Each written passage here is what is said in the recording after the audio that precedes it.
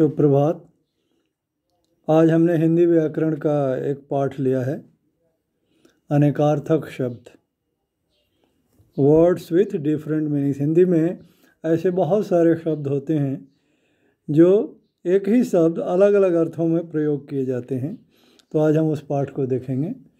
आप सबका इस पाठ के लिए स्वागत है, सभी हिंदी सीखने वालों का, चाहे वो विद्यार्थी हों या बड़े भी जो हिंदी सीखना चाहते हों, उन सब का इसमें स्वागत है। चलिए देखते हैं। तो मैं इस कैमरे को पाठ पर फोकस करूँगा। देखिए, ये है अनेकार्थक शब्द, वर्ड्स विथ डिफरेंट मीनिंग्स। कुछ शब्दों के एक से अधिक अर्थ होते हैं, ऐसे शब्दों को अनेकार्थक शब्द कहते हैं। जैसे यहाँ नीचे दिखाया गया है, आप देखिए। जैसे ये देखिए, ये क्या है? लाल। लाल एक रंग भी होता है, और लाल लाड़ला बच्चा को भी, बहुत प्यारा लाड़ला बच्चा होगा तो बोलते हैं ये मेरा लाल है, ऐसा भी बोला जाता है। तो उस सेंस में यहाँ दिखाया गया। वैसे लाल का एक और मीनिंग भी होता है, इसीलिए लाड़ला बच्चा को लाल कहा जाता है। लाल एक कीमती पत्थर, जेम्स होता है, जेम्स कीमती पत्थर होता है, बहुत कीमती। जैसे हीरा, हीरा भी एक कीमती पत्थर है, वैसे ही लाल होता है, तो वो भी होता है। तो चलिए, यहाँ हम दो अर्थ ही देख रहे हैं। तो रंग के सेंस में इसका प्रयोग कैसे किया जाएगा कि उसकी कमीज़ लाल है, और लाड़ला बच्चा के सेंस में कैसे प्रयोग है कि मेरा लाल तू अभी कहाँ था। तो यहाँ पर लाल का अर्थ बच्चे के लिए हो गया। वैसे ही उत्तर, उत्तर एक दिशा का भी नाम है, एक डायरेक्शन भी होता है ना, north south east east west. तो उत्तर यानी नॉर्थ दिशा, एक नॉर्थ डायरेक्शन को कहते हैं। और एक उत्तर का मतलब जवाब भी होता है कि प्रश्न का उत्तर दो बोला जाता है। तो जैसे भारत के उत्तर में हिमालय पर्वत है, तो यहाँ उत्तर का मतलब एक दिशा हो गई। और मैंने अभी प्रश्नों के उत्तर लिख दिए हैं, तो यहाँ उत्तर का मतलब आंसर हो गया। तो ऐसे ही और भी बहुत सारे शब्द हैं। चलिए कुछ उदाहरण के तौर पर देखते हैं, फिर इसका अभ्यास भी करेंगे। जैसे काल और कल। एक कल होता है जो समय को बताता है, ये आने वाला कल, आने वाला दिन को कहता है कल। वैसे बीता हुआ दिन भी कल ही होता है। वो प्रयोग से पता चलता है कि ये कल, मतलब कल जो है हम बीते हुए कल के लिए भी कह सकते हैं, यस्टरडे जिसको बोला जाता है, और आने वाला कल के लिए भी कह सकते हैं, जिसको टुमारो कहा जाता है। दोनों में हिंदी में एक ही कल ही यूज किया जाता है। तो इसका अर्थ पता चलता है तब जब ये वाक्य में प्रयोग होता है कि ये बीते हुए समय के लिए है या आने वाले समय के लिए। ठीक है। तो कल एक आने वाले समय के लिए भी होता है, और कल मतलब कल एक समय का भी द्योतक है, और कल का मतलब यंत्र या मशीन भी होता है। इसका प्रयोग करके जैसे हम बोलेंगे ना, मैं कल विद्यालय जाऊंगा, और ये क्या है, फैक्ट्री में बहुत सारे कल हैं, यानी मशीन है। तो ऐसे भी हम प्रयोग में है। नज़र, नज़र का मतलब दृष्टि भी होता है, और भेंट या उपहार भी होता है, उसको भी नज़र कहते हैं। उसी नज़र से नजराना शब्द बना है, यानी उपहार देना, भेंट देना, गिफ्ट देना। और एक दृष्टि भी होता है। वैसे ही तीर, तीर का दो मतलब होता है। एक तीर होता है, नदी के किनारा को भी तीर कहा जाता है, और बाण जो होता है ना, बाण, एरो, उसको भी तीर कहा जाता है।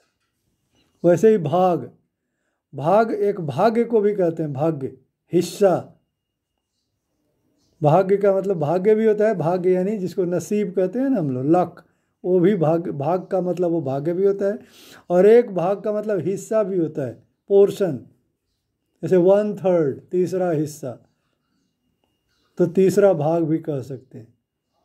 3 भाग में एक भाग, 1/3, तीसरा हिस्सा। और एक भाग्य भी होता है, लक। और एक भाग क्रिया भी होती है, वर्ब होती है, भागना मतलब भाग जाना, दौड़ना, ऐसे सेंस।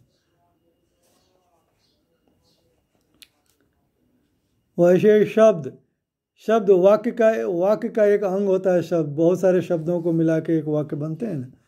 जैसे देखो यहाँ पर शब्द, यहाँ इसमें 3 शब्द हैं, तो ये वाक्य का एक अंग हो गया शब्द।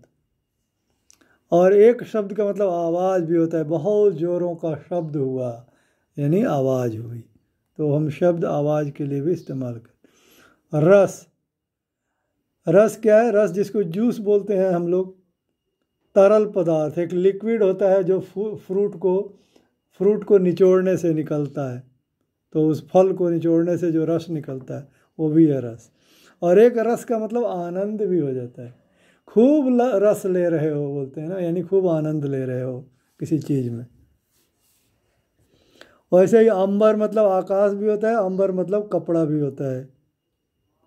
सोना, सोना का मतलब ये सोने की क्रिया, जैसे सोना एक स्लीपिंग हो गया, काम एक सोने का प्रोसेस हो गया।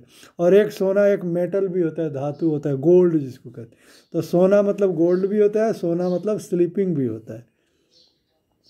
वैसे ही जलन, जलन एक ईर्ष्या भी होता है, और एक जलने का प्रोसेस को भी जलन कहा जाता है, बर्निंग प्रोसेस को भी जलन कहते हैं।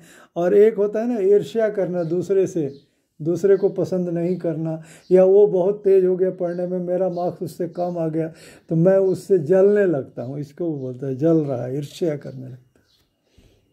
और कनक, कनक का भी दो मतलब है। कनक का मतलब स्वर्ण, सोना भी होता है, और कनक एक धतूरा, एक पौधा होता है, उसको भी कनक कहा जाता है। वैसे ही अरुण अरुण सूर्य को भी कहते हैं, अरुण लाल को भी कहते हैं। और वर्ण, वर्ण शब्द का एक अंग है, उसको भी वर्ण, शब्द या वर्ण एक ही चीज़ है। और वर्ण रंग को भी कहा जाता है, लाल वर्ण, हरा वर्ण, ऐसे। वैसे ही अंक मतलब गोद भी होता है, नाटक का भी अंक मतलब गोद भी होता है, नाटक के एक अंक को भी अंक कहा जाता है, पार्ट ऑफ ड्रामा। और संख्या का भी एक अंक होता है, डिजिट जिसको बोलते हैं। वैसे ही बल, बल रस्सी में ऐंठ जो पड़ जाती है ना, उसको भी बल पड़ना कहते हैं। और बल का मतलब शक्ति भी होता है। घोड़ा, घोड़ा अश्व को भी कहते हैं, और बंदूक का भी घोड़ा होता है, ये जिसको दबाने से गोली निकलती है, इसको भी घोड़ा कहा जाता है, बंदूक का घोड़ा। और एक घोड़ा कौन सा होता है? वो एक जानवर होता है, अश्व जिसको कहते हैं। वैसे ही मत, अब मत क्या है? एक मत होता है मना करना, मत दौड़ो, मत भागो, ऐसा मना करते हैं ना।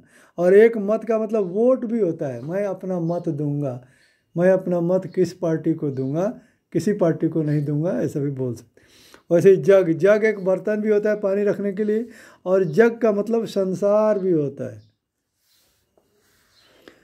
अब ये है। वैसे ही पर, पर का मतलब पंख भी होता है, और पर का मतलब ऊपर भी होता है, जैसे टेबल के ऊपर, चिड़िया के पर, ऐसा। कुल, कुल का मतलब वंश भी होता है, खानदान, फैमिली का कुल होता है ना, हम किस कुल परिवार से आते हैं वो।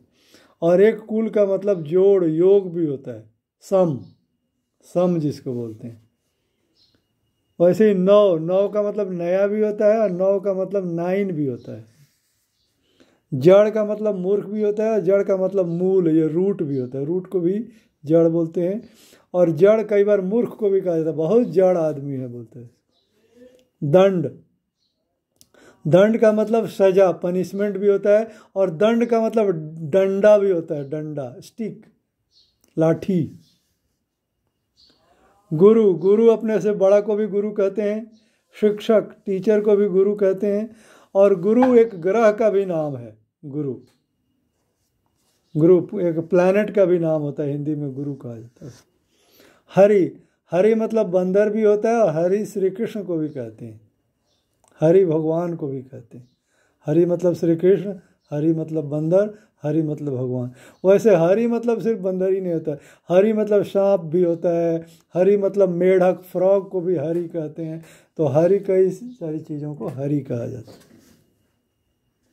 हरा, हरा एक रंग भी है, एक कलर है, ग्रीन कलर। और एक हरा का मतलब प्रसन्न भी होता है, बोलते हैं ना, वो उसको देख कर मेरा मन हरा हो गया, यानी मैं प्रसन्न हो गया। और हार, हार माला को भी कहते हैं, जो मार पहनाई जाती है। और हार पराजय, डिफीट को भी कहा जाता है हरा। तो जो होता है ना, गार्डनर जो है, माली जिसको बोलते हैं, वो जो माला बनाता है, तो वो एक माला वो भी है, और एक पराजय कोई कहता है। सोम, सोम एक दिन भी होता है, मंडे सोमवार कहते हैं उसको। और एक सोम बोलता है ना, सोम रस बोलता है, वो एक किस्म का ड्रिंक होता है। लाल, लाल का मतलब तालाब, ओ ताल, सॉरी, लाल तो अलग है। ताल मतलब तालाब, और ताल का मतलब संगीत का एक अंग, उसको भी ताल कहते हैं। सुर ताल कहते हैं ना, संगीत में सुर भी होता है और ताल भी होता है। तो ताल संगीत का, म्यूजिक का एक पार्ट होता है। और एक ताल मतलब तालाब, एक पौंड भी होता है। तो इस प्रकार हमने क्या सीखा कि कुछ शब्दों के एक से अधिक अर्थ होते हैं, तो उन्हें अनेकार्थक शब्द कहते हैं। यहाँ मैंने ये अभ्यास भी कर रखे हैं, जैसे घोड़ा, इसको क्या कहना है, निम्न शब्दों के वाक्य इस प्रकार बनाइए कि उनके अलग अलग अर्थ स्पष्ट हो जाएं। जैसे घोड़ा, घोड़ा का दो मीनिंग होता है, एक है राजा घोड़े की सवारी करते हैं, तो यहाँ घोड़ा एक जानवर है जो हमारी सवारी के काम आता है। दूसरा, सैनिक ने बंदूक का निशाना बनाकर घोड़ा दबा दिया, तो यहाँ घोड़ा जो क्या है, वो दबाने से गोली निकलती है, वो वाला घोड़ा है ये। वैसे नौ का मतलब नया होता है। रमेश आज से मेरा नौ बंधु है, नौ बंधु मतलब नया मित्र है, तो यहाँ नौ नया के सेंस में आ गया। और यहाँ 9 के बाद 10 अंक आता है, तो यहाँ 9 के बाद 10 आता है, तो यहाँ 9 नंबर के लिए यूज किया गया है। वैसे ही अरुण, अरुण का मतलब लाल भी होता है, और अरुण का मतलब सूरज भी होता है। तो यहाँ अरुण जो है, देखो किस अर्थ में प्रयोग किया गया है। सवेरा होते ही पूरब में अरुण चमकने लगा, यानी सूरज चमकने लगा। और पूजा के लिए अरुण रंग का फूल लाओ, अरुण रंग नहीं, लाल रंग का फूल लाओ। तो यहाँ अरुण का मतलब सूर्य हो गया, यहाँ अरुण का मतलब लाल, रेड कलर के लिए यूज किया गया है। मत मना करने के लिए भी होता है, और मत का मतलब अपना मत, वोट देना भी होता है। तो चुनाव में हमें अपना मत अवश्य देना चाहिए, तो यहाँ मत का मतलब वोट हुआ। उसे मत रोको, यहाँ मत का मतलब मना करना हुआ। तो इस प्रकार अब यहाँ देखिए क्या है, खाली जगह में सही शब्द लिखकर सामने उसका अर्थ लिखिए। जैसे अरुण पूर्व दिशा में निकलता है, तो इसका मतलब यहाँ अरुण का मतलब सूर्य हुआ। युवक ने नेता के गले में हार पहनाया, तो यहाँ हार का मतलब माला हुआ। इस शब्द का क्या अर्थ है, तो यहाँ अर्थ का मतलब हुआ। मुझे संतरे का रस बहुत पसंद है, तो यहाँ रस का मतलब संतरे से निकलने वाला तरल पदार्थ, लिक्विड हो गया। कारखाने में मशीनें होती हैं, तो यहाँ मशीन से का मतलब हुआ यंत्र, मशीन। अनेकार्थक शब्द के गलत अर्थ पर क्रॉस लगाइए। इसमें एक शब्द के 3 अर्थ दिए गए हैं, जो इसमें से गलत है उसको काट देना है, बाकी 2 सही हैं। जैसे कनक का मतलब सोना और धतूरा तो होता है, कनन नहीं होता। पर का मतलब पंख और ऊपर तो होता है, नीच नहीं होता। दंड का मतलब सजा और डंडा होता है, आनंद नहीं होता। लाल का मतलब रंग होता है या बेटा होता है, हरा नहीं होता। पूर्व का मतलब पहले और एक दिशा होता है, पीछे तो नहीं होता पूर्व का मतलब। तो इस प्रकार से हमने ये बना दी, तो ये अभ्यास का काम हो गया। तो आप सबसे निवेदन है कि अगर आपको ये पाठ पसंद आया, ये व्याख्या पसंद आई, तो आप इसे लाइक करें, अपने मित्रों में अधिक से अधिक शेयर करें, और इस चैनल को सब्सक्राइब करें। सब्सक्राइब करने के बाद वो बेल आइकन को दबा दें, ताकि बेल आइकन को दबा के ऑल नोटिफिकेशन को क्लिक कर दें, ताकि आगे जब भी कोई नया वीडियो डाला जाए तो वो आपको उसकी सूचना तुरंत मिल जाए। तो धन्यवाद।